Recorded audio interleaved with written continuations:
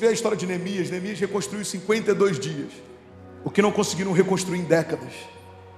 Uma das chaves mais poderosas da história de Neemias é a forma como ele era indiferente à opinião dos outros.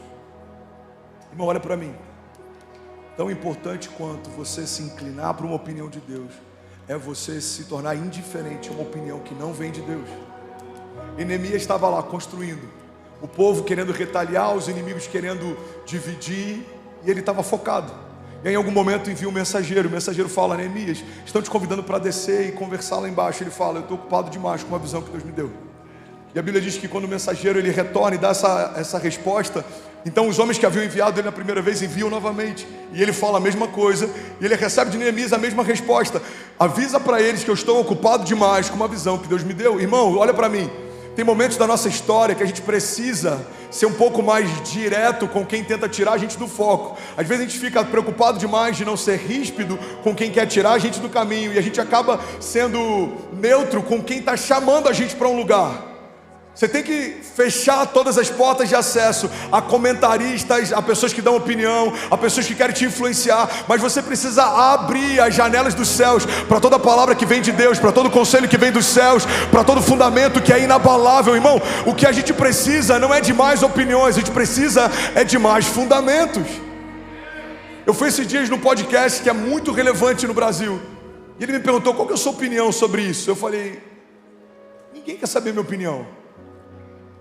Porque daqui a 30 anos, 10 anos, 20 anos, eu não estou nem mais aqui, ninguém vai lembrar de mim. Eu estou aqui para defender fundamentos. Quando o mundo te pedir opiniões, dê fundamentos.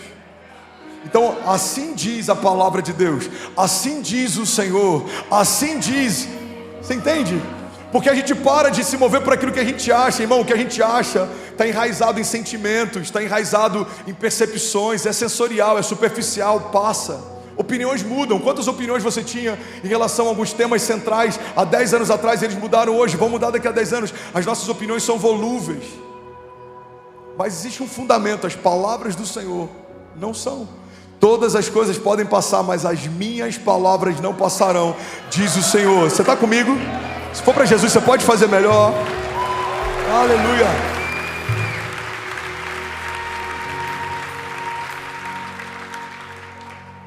Cuidado com os comentaristas, mas tenha muito cuidado também com os pessimistas.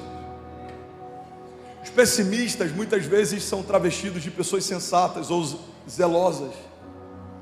Tem gente que o conselho sempre é um conselho para você fazer menos do que você está sonhando em fazer, para você sonhar um tamanho menor do que você está sonhando. E muitas vezes a gente ouve esses conselhos e a gente trata como se fossem conselhos zelosos.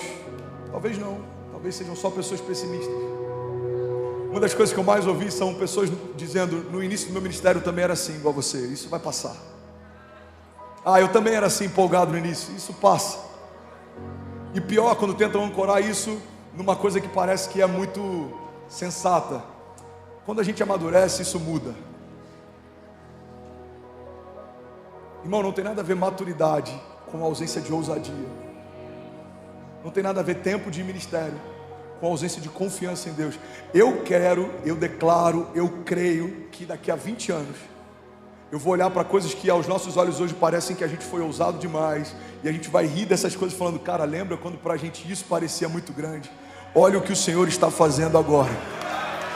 Irmão, eu não aceito a ideia de que o tempo de caminhada vai me deixar menos apaixonado, queimando menos, desejando menos, sonhando menos, sendo menos ousado. Pelo contrário, quanto mais a gente conhece o caráter de Deus, mais a gente confia nele, descansa nele, se move nele. Alguém está comigo?